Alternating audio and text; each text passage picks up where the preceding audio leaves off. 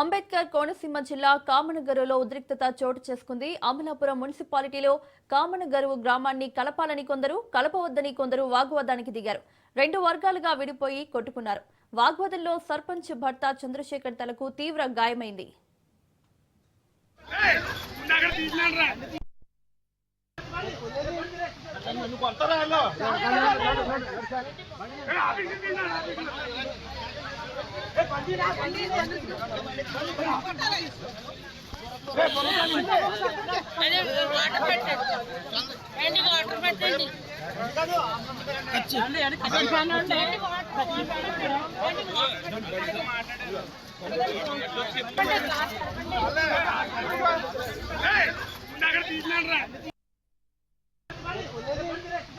కొడతారా